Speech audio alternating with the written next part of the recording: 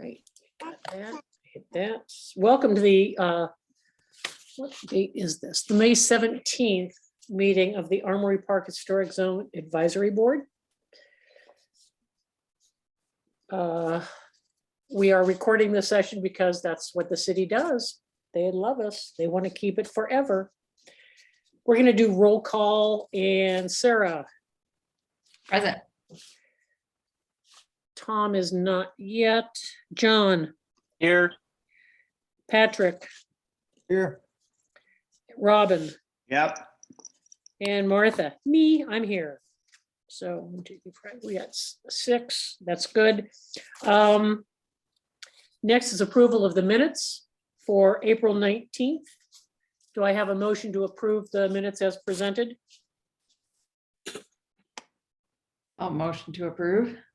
Thank you, Sarah. A second. I'll second it. Thank you, Patrick. Again, roll call to approve the minutes. Sarah, Aye. John, Aye. Patrick, Aye. Robin, I'm gonna abstain. I wasn't there.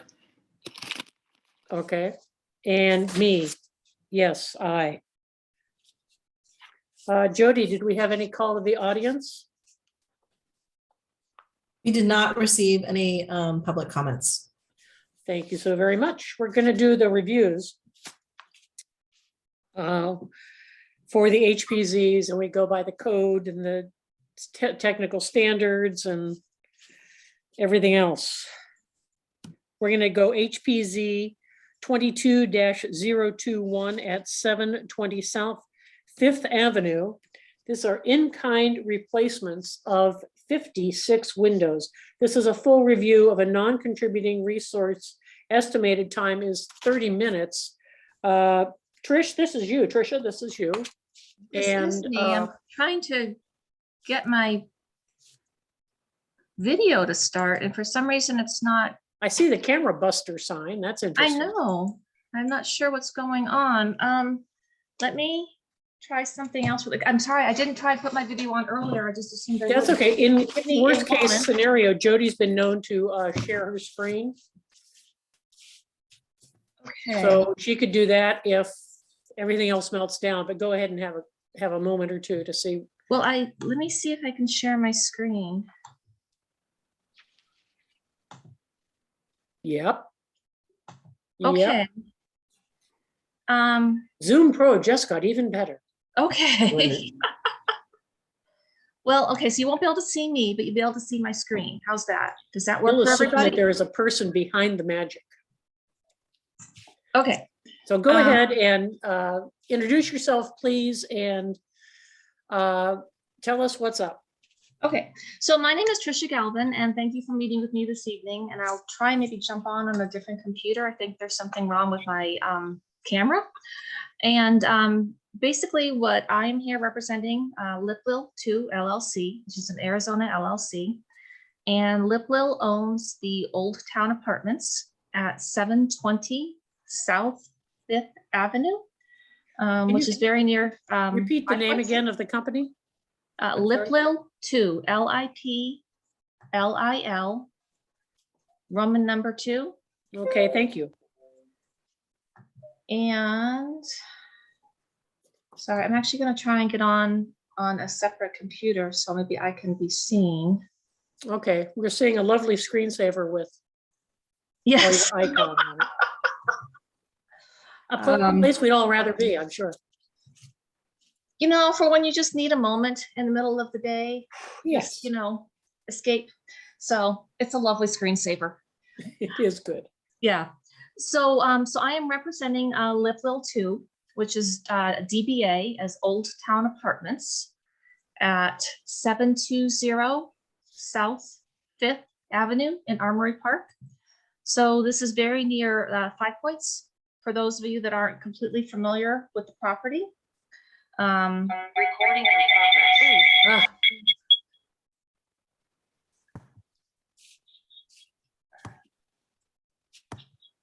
All right. You have to mute one or the other. I muted one. Maybe I muted the wrong one.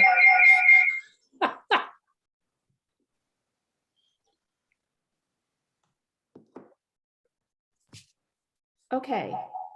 Can you hear me? I can, there is a little warble to it, but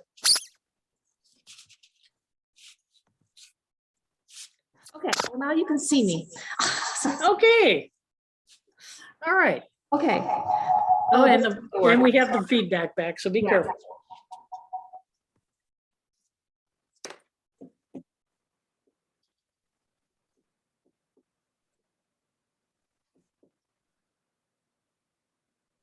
I think I'm just gonna go with my original one because this is my computer that has all the stuff on it. So I apologize. good. The camera's not working and you can't actually see. That me, was a but you very should be able good to see my attempt, though. screen. Yeah. So what we are proposing is Old Town Apartments was built in 1962. It is an Anne Rysdale building. And just in case you guys don't know that, she was the only female architect licensed in the state of Arizona at that time. So we're actually pretty proud of this building and its value from our perspective to support women going into professions. And so Lip Lil has owned this for a little over 3 years now. And what we would like to do is the windows there are probably the original windows from 1962. And they're getting to be in fairly poor condition. I have a photo for you right here of what the windows currently look like. And some of them are okay, but a lot of them are starting to get a little bit bent. And so, you know, they're not airtight anymore. And so our tenants are kind of frustrated in terms of the fact that they're single pane windows and, you know, a lot of them are not quite tight. And so we would like to replace these 56 windows with modern, with windows that would be created today. So they would be up to modern standards. However, I do want to emphasize the fact that they're going to look just like this. What we're looking at getting, apologize, I did not turn my phone off. We're looking at getting windows that'll still be the side slide. They're going to be in this. There's not going to be any change in the dimensions of the windows. There's not going to be any new windows put up. It's still going to be, there's 56 windows now. There'll still be 56 windows that look just like this. The only difference is going to be what we're asking to do is we want to put in dual pane windows, not single pane windows. And then we would like to be able to use vinyl, but it would be silver vinyl. And so I guess I could have left this up there. So it would be silver vinyl instead of silver aluminum. That's the only change we're actually asking to make, is to use the modern materials. But from our perspective, if you get more than 5 feet away from it, you're not going to be able to tell that it's a different material because they're still going to be silver. And they're still going to look exactly like this with the same dimensions, and they're still going to be the slide windows. So that is our proposal. And basically would like to do it, we think it'll actually look better because the windows do look, unfortunately, you know, in some cases, I took a picture of one that didn't look too bad, but in some cases they do look rather shabby. And also just to make the big issue, of course, is energy efficiency. Sure. Sure. In your presentation, you said like for like, under my understanding would be replacing your aluminum frame with aluminum frame. Is there a reason you're not going with aluminum frame with this company? The reason we're not going with aluminum frame is honestly, we've been in contact quite a bit with Window Depot. We've been working with them on various quotes. And the vinyl is just a superior material in 2022 in terms of longevity and in terms of energy efficiency. So for us to be able to keep tenants, you know, AC bills down and stuff like that, that this is actually just a superior material. So I guess I'm saying like to like, they're going to look like they look now. And the proportions stay the same. And the proportions stay the same. So if so yeah, with the one change, so I guess technically it's not like to like, but I guess it's just in terms of how I'm thinking of it.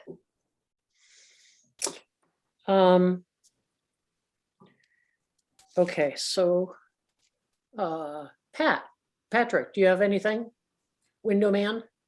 Yeah, as far as the proposed material for the for the window frames, is this a kind of material that's going to hold up under extreme heat? Yes, I mean, and we are working with Window Depot. These are mill guard is what we're gonna look to do. And they said, we've been told by the people we've been talking to there. So we're trying to use a local company, but they're suggesting actually mill guard is the top of the line. So we'll be getting top of the line windows. All right, thank you. And they have argon in them, I believe. Which helps They do. Okay. They have, Insulation of the. hang on a second. And this, the should help bid the is, efficiency dramatically. So. yeah, so this is, and I'm not really a window person, so I can't tell you exactly. And by the way, this bid is from September of 2021. Oh. So, but yeah, so it's gonna have the low E with the Sun Coat Max, dual glaze with argon.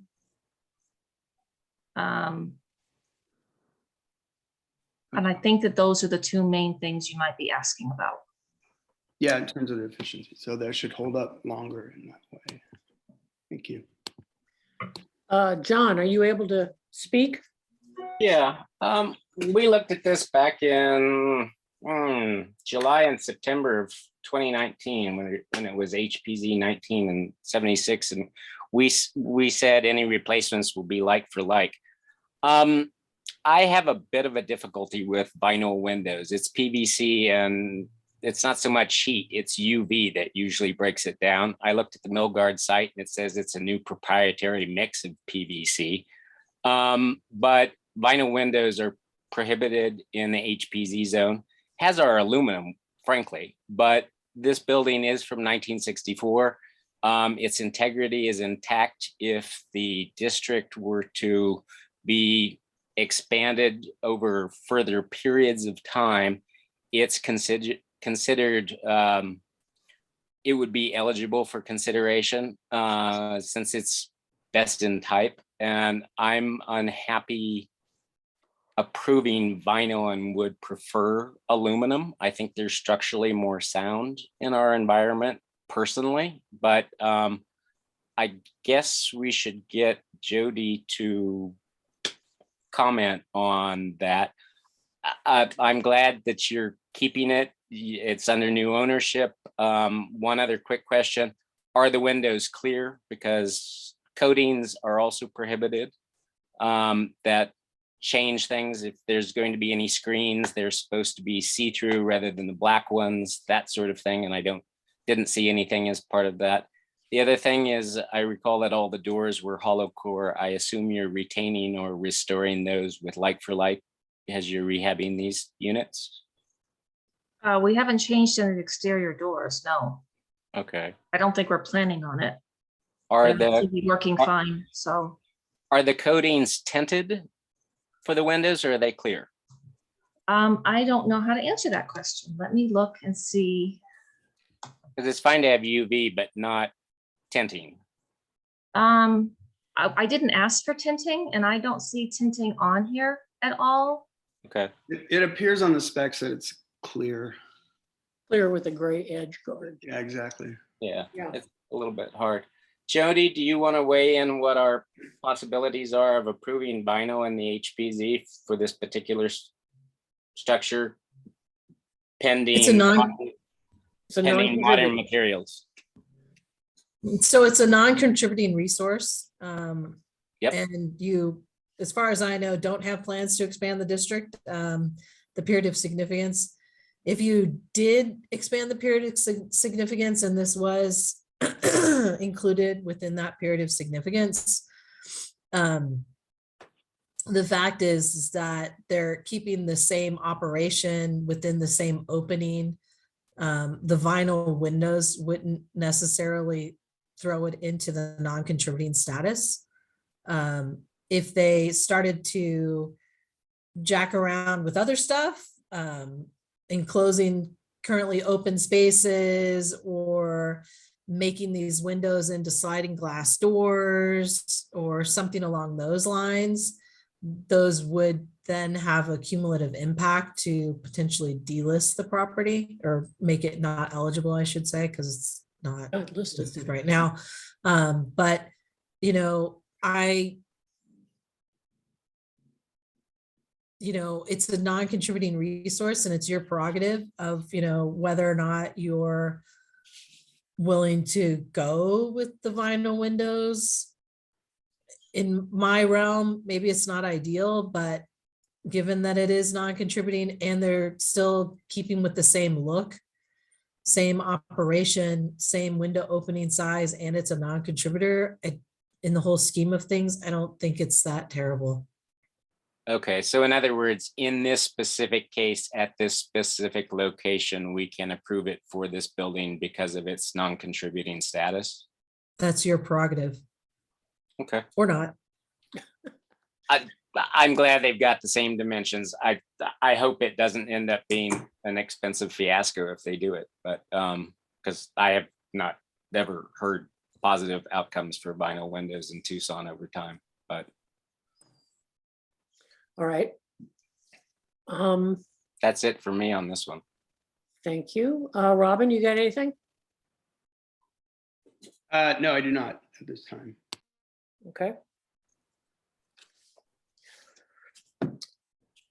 Do I hear a motion to recommend approval of this or denial or continuation?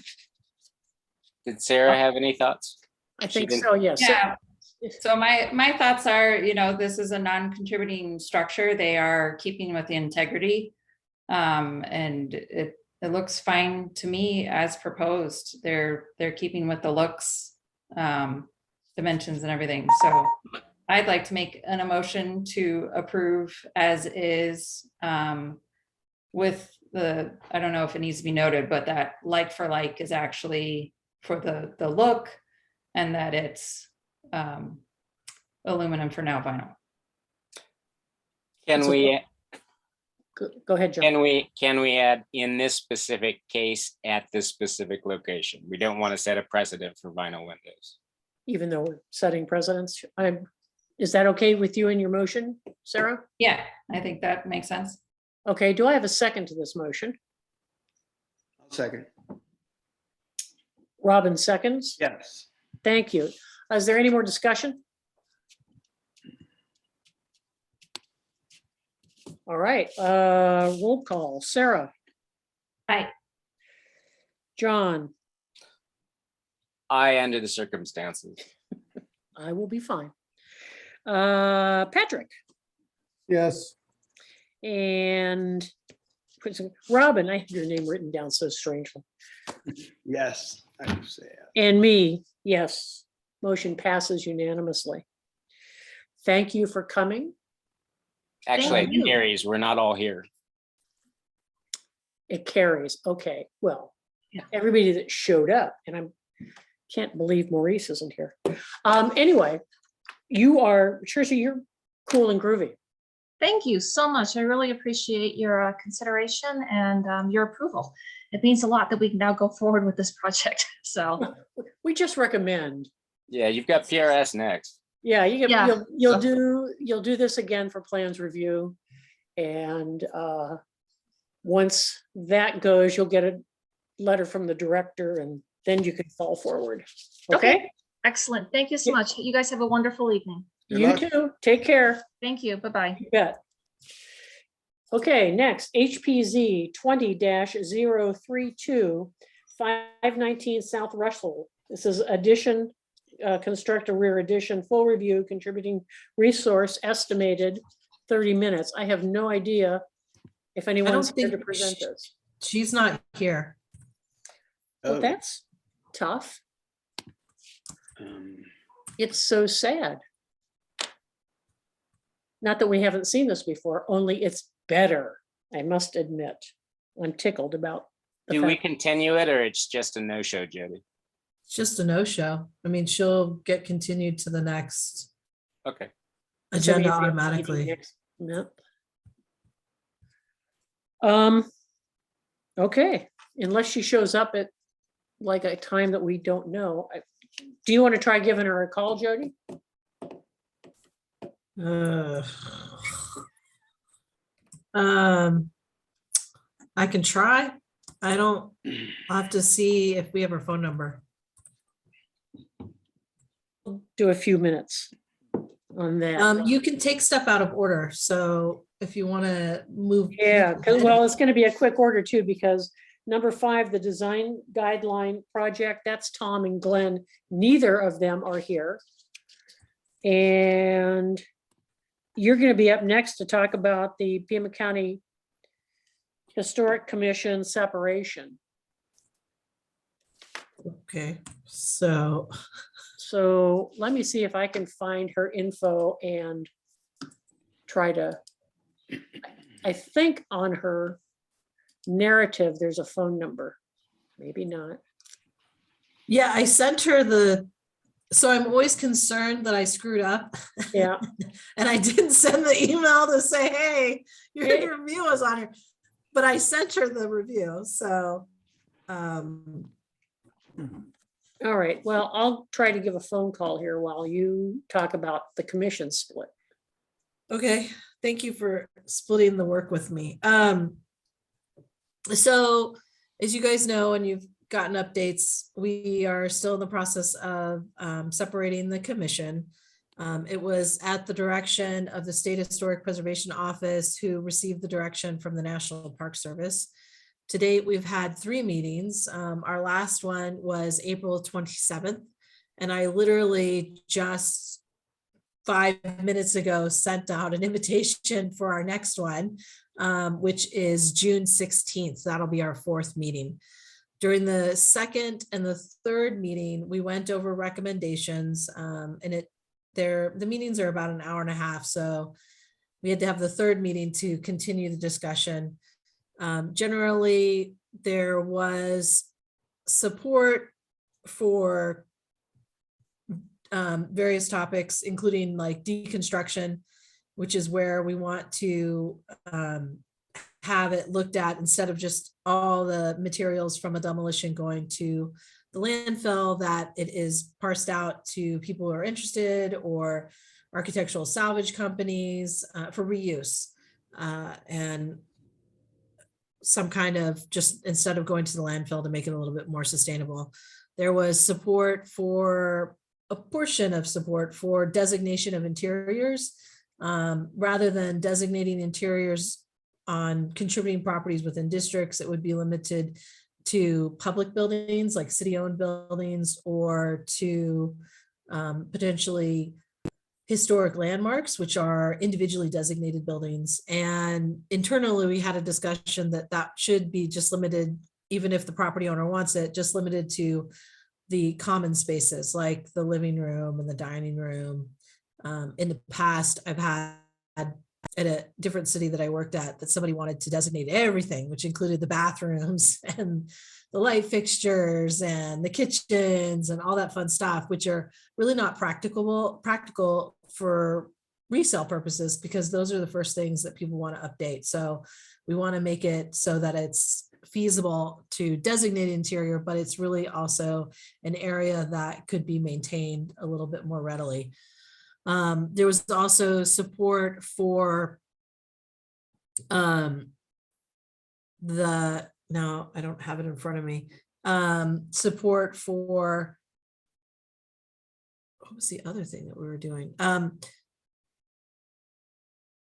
lost my train of thought. Anyway, so the big thing that we were also talking about that had a lot of mixed reactions was the kind of streamlining the process, which would make it so one of the suggestions was to eliminate the advisory boards and incorporate them into the commission, so that there would be a representative from the advisory board, a voting representative from the advisory board on the commission. And then, rather than what we originally had thought was have the commission do the project reviews, where they would review big projects like infill or large additions or larger projects, and then staff would review minor projects. So it would reduce the load that the commission would be reviewing. But there was a lot of people who are concerned that the commission then would just be reviewing projects and not be doing other stuff. So now we're looking at an option where maybe there is PRS.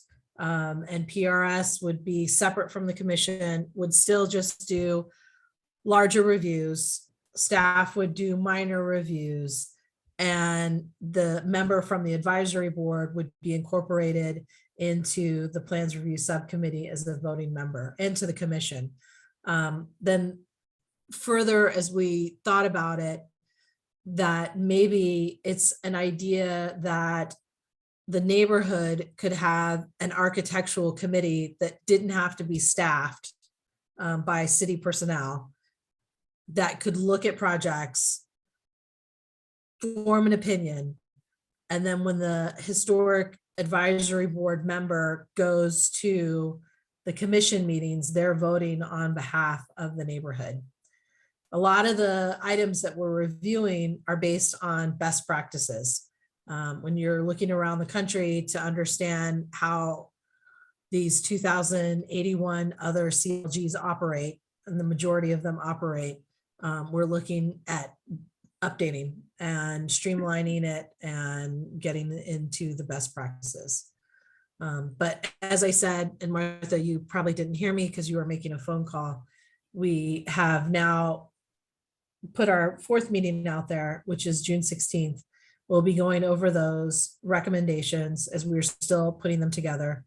After that, we'll have a work session with the Historic Commission, then the Planning Commission, and then Mayor and Council.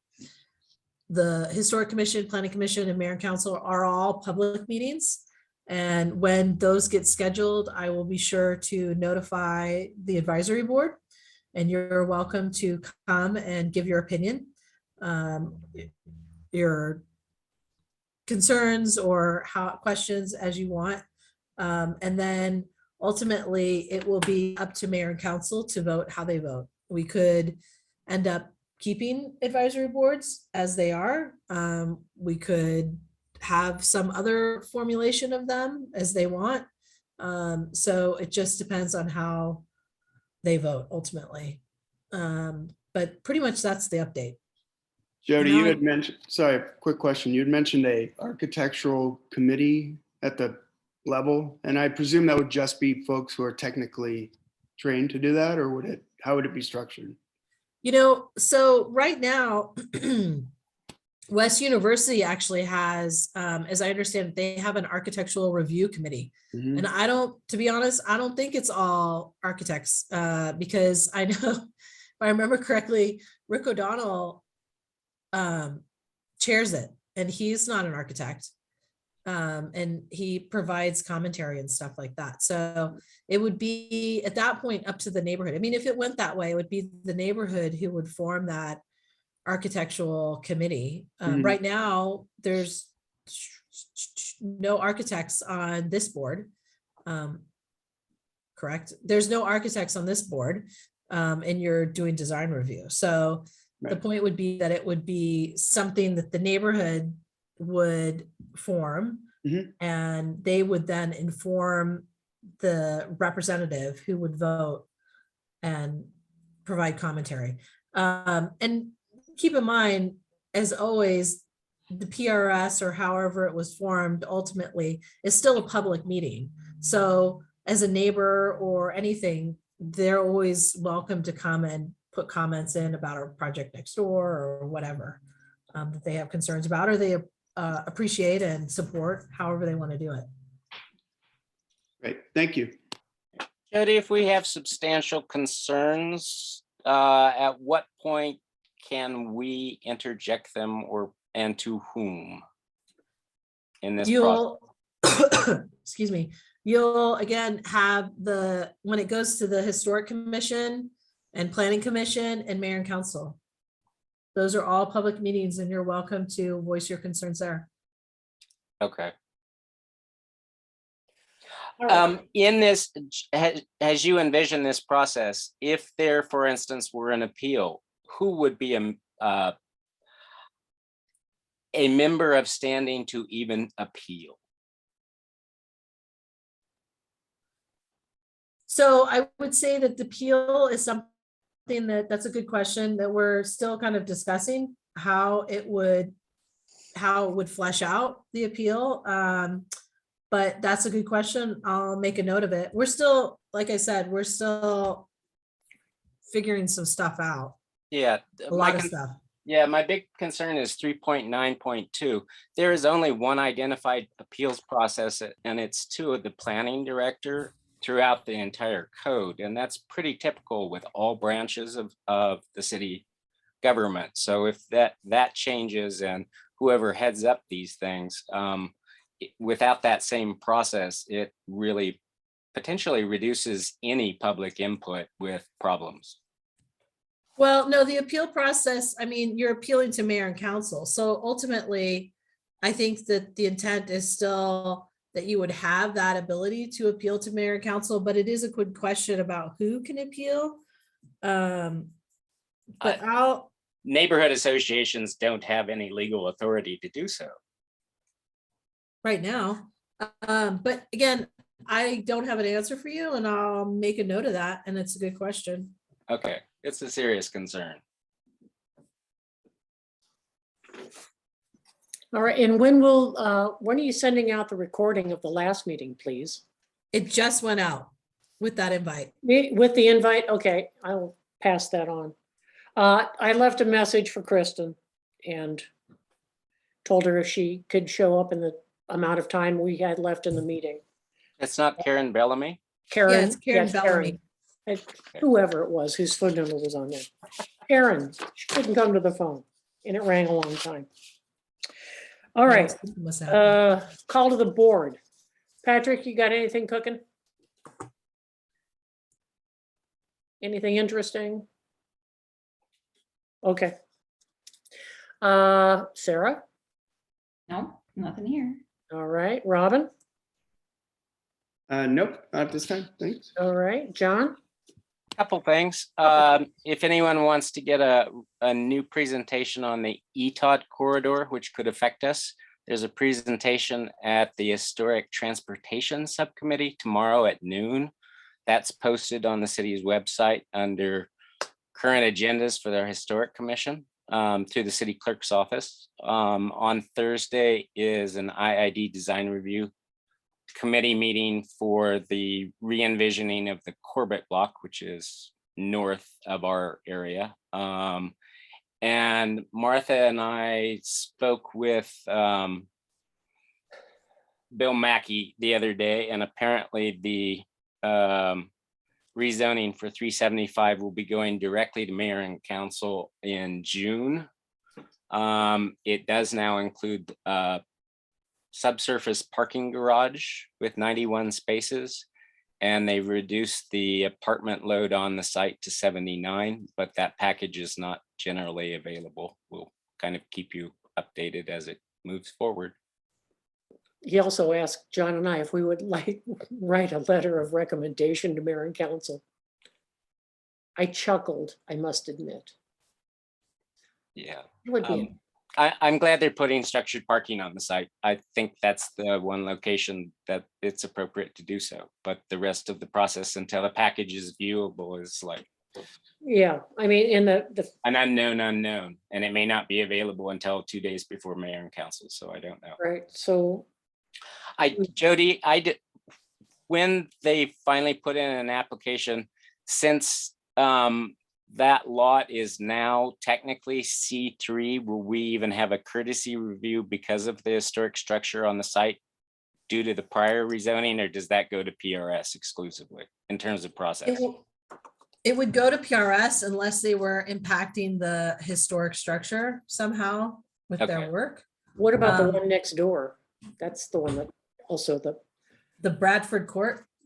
no, Brady Court, no, the I got the motel, video. the, what is it, John? The downtown motel? Clifton? Oh, all of those things are exclusively in C3 zones. So that's why I don't think it's the purview of this board on this particular one, and more of the neighborhood associations.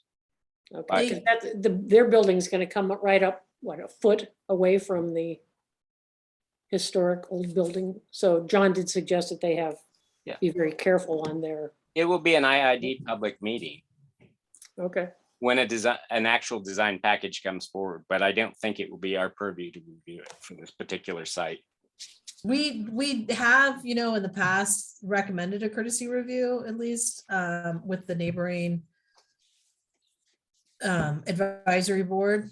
It's the prerogative of the developer, whether or Okay. not they want to do that. Okay, that's what I thought. Thanks, Judy. okay. That's it for me on updates. Thank you. Future agenda items. Jody, I'm thinking we got one for next month with the person who didn't show up today. For sure, that one. Hopefully they will make it to the next meeting. I think that's the only one that I have outstanding right now. Oh, that would be nice. Oh, no, I'm sure there's more coming. It's a month away. Huh, all right. Martha, I understand there was a minor review on 13th. What's the address there for Jean's place?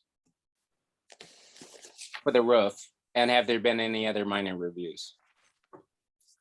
Oh, no, that was the only one. And, There was one for the Baffert. Ah, yes. oh, the Baffert, yeah.